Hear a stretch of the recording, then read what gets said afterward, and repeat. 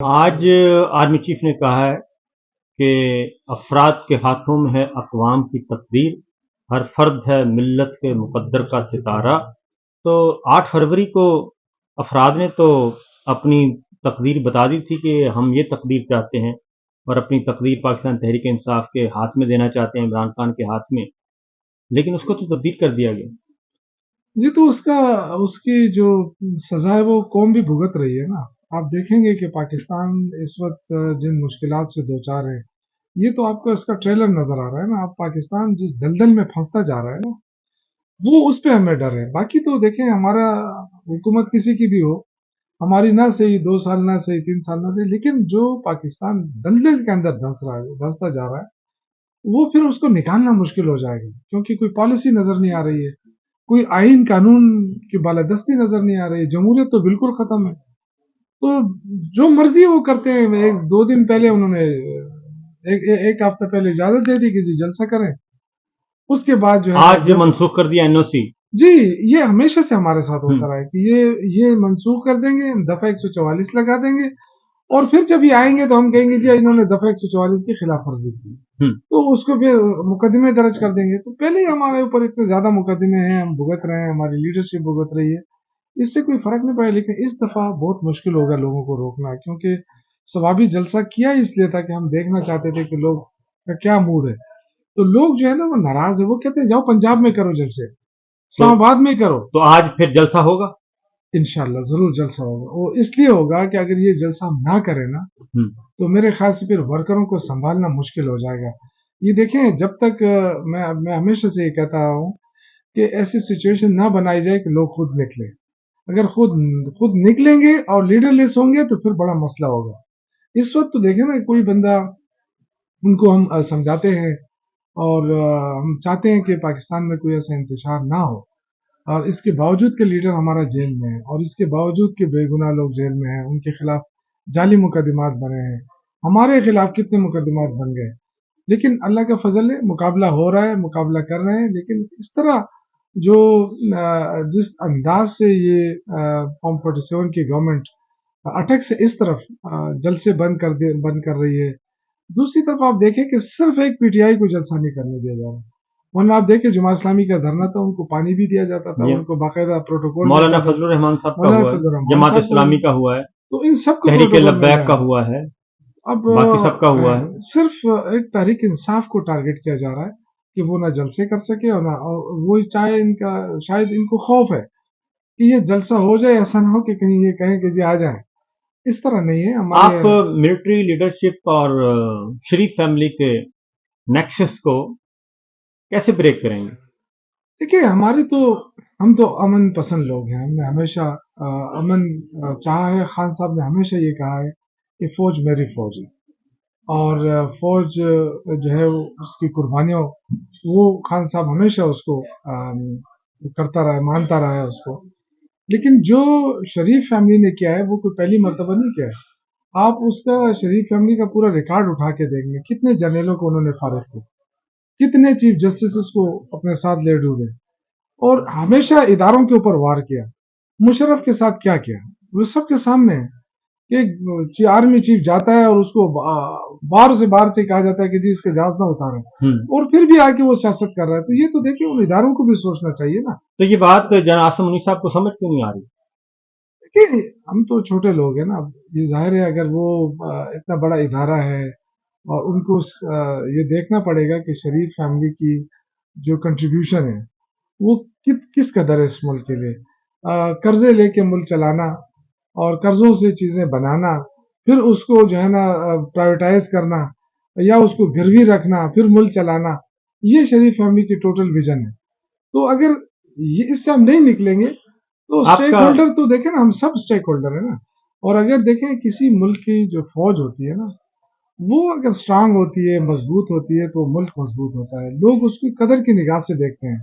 لوگ پھر یہ نہیں کہ IMF والے جو ہیں جس طریقے سے ہمیں قرضہ دیتے ہیں، ایسا لگتا ہے جیسے بھیک دیتے ہیں۔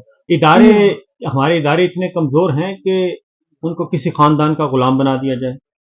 نہیں، میرے خیال سے دیکھیں، میں نے تو یہ دیکھا ہے کہ جب ہمارے کیونکہ جنگیں ہمارے سامنے تو نہیں ہوئی ہیں، لیکن دہشت گردی کے خلاف جو جنگ ہوئی ہے اس میں فوج نے بڑا امپورٹنٹ رول ادا کیا ہے.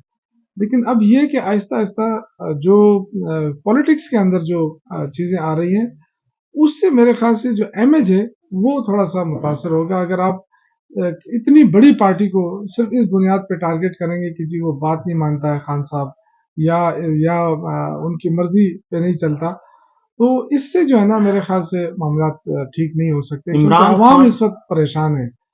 عوام مہنگائی سے بھی پریشان ہے, فارم 47 کے لوگوں سے بھی پریشان ہے, اور لوگ چاہتے ہیں کہ وہ عمران سے محبت کریں اور کھل کر کریں, اور لوگ کر رہے ہیں.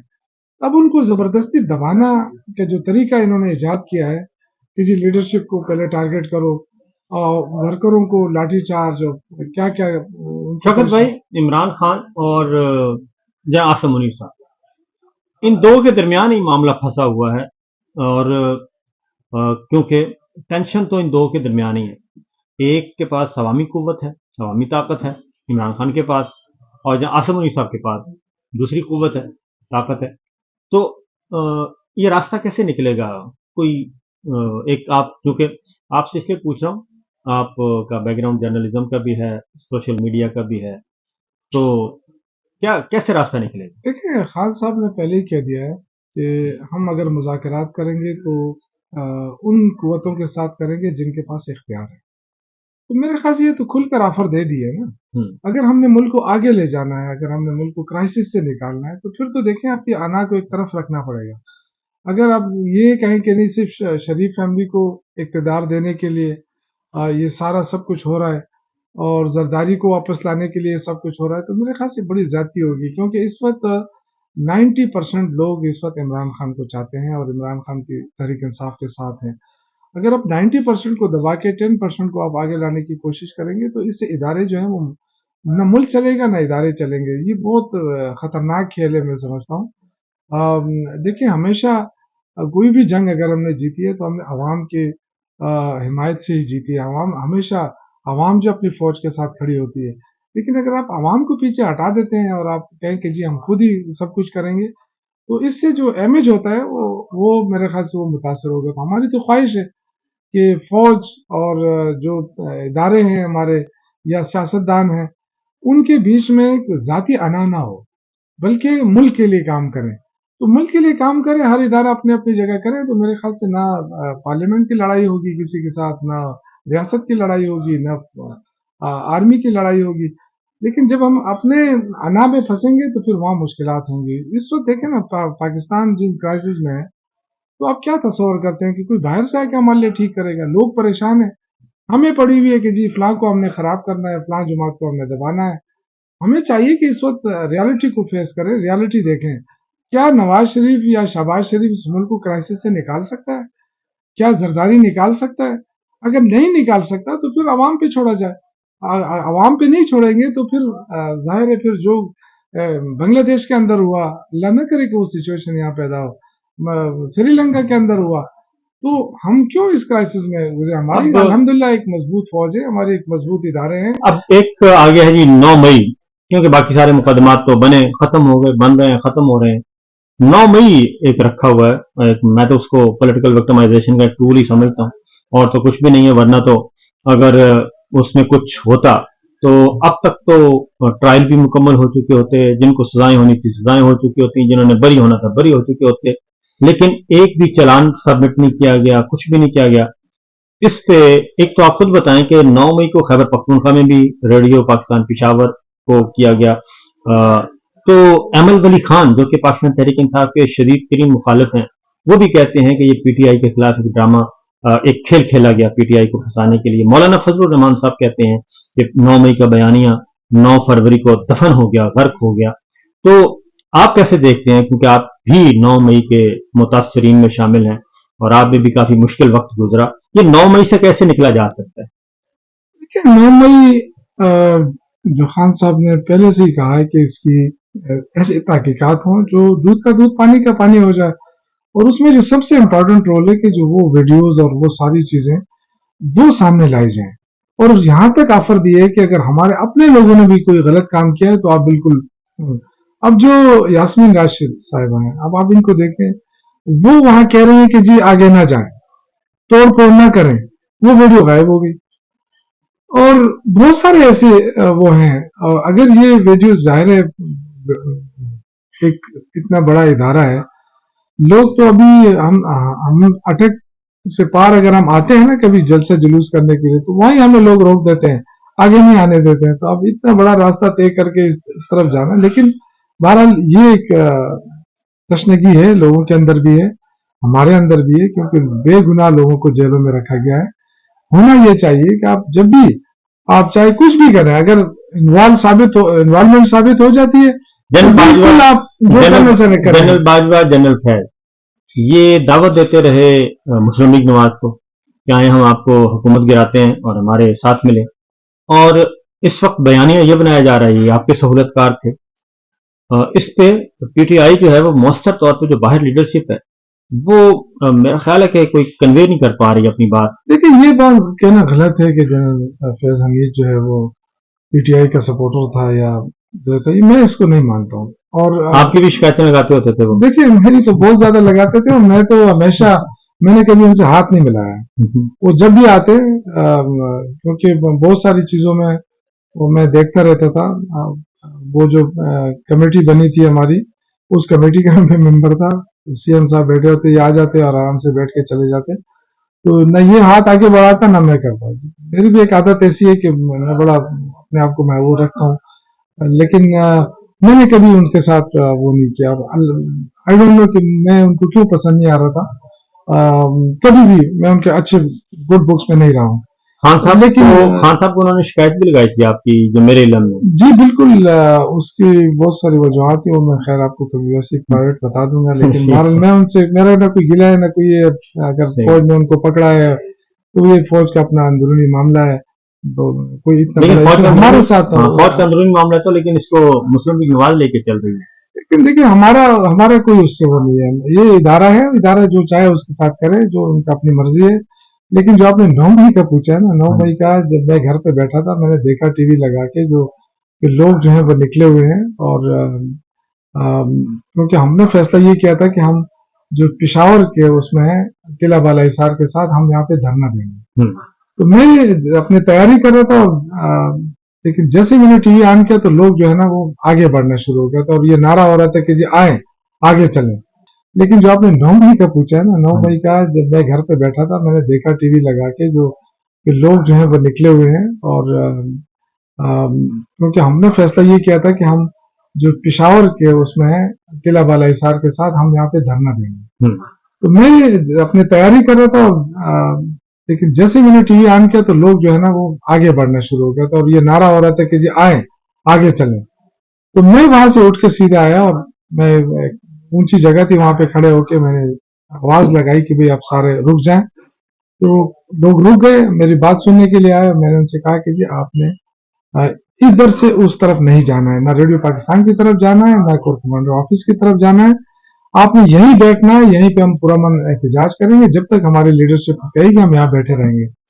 اس میں کچھ لوگ تھے جو بڑے مشتعل ہو گئے, اور مجھے انہوں نے وہاں سے پکڑ کے پوری طرح گھسیٹا کہ جی آپ بھی آگے آئیں, ہماری لیڈر آپ ہیں, آپ آگے آئیں.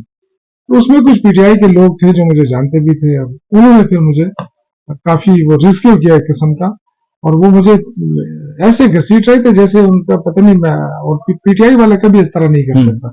پی ٹی آئی والے ہماری بڑی ریسپیکٹ کرتے ہیں. جب انہوں نے دیکھا کہ یہ پھر کا دارا لگایا گیا کہ جی اس کو وہاں ایک ہاسپٹل ہے ریڈیو پاکستان کے ساتھ, جو آفیسز ہیں بند ہو جاتے ہیں دن کو اور شام کو, تو 2 بجے کے بعد بند ہو جاتے ہیں. بند آج کہتے جی اس کے اندر اس کو لے جاؤ.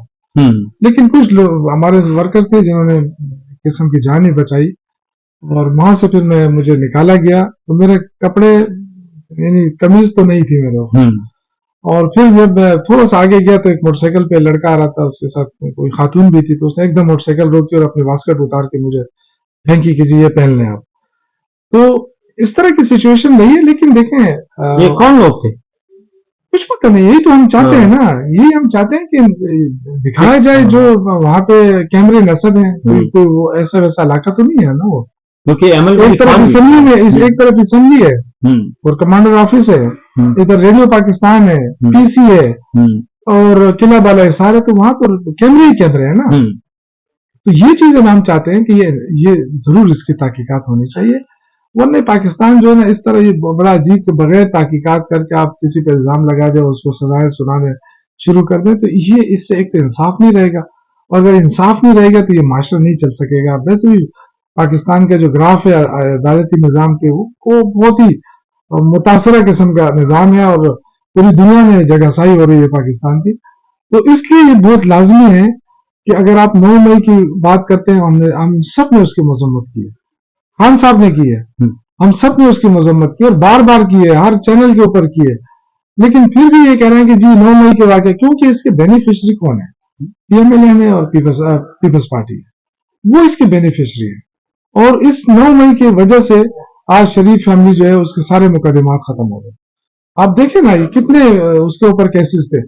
آج میں ایک پروگرام میں میرے ساتھ وہ تھے سینیٹر ہاشمی صاحب، تو وہ کہہ رہے تھے کہ جی پی ٹی آئی نے بڑی کرپشن کی ہے۔ میں نے کہا یار یہ اور باتیں چھوڑو، لیکن آپ کا جو لیڈر یہاں سے جب جا رہا تھا لندن تو وہ تو ملزم تھا، واپس آیا اور نو ٹائم وہ سارے اس سے بری بھی کر دیا گیا۔ تو یہ کون سی عدالت ہے؟ یہ کیا نظام ہے کہ جی کسی کے کہنے کے اوپر جو ہے سب کچھ آپ نے وہ کر دیا، نیب بھی ٹھیک ہو گئی، سب کچھ ٹھیک ہو گیا۔ تو اس طرح دیکھیں، آپ کی ملاقات کب ہے عمران خان صاحب سے؟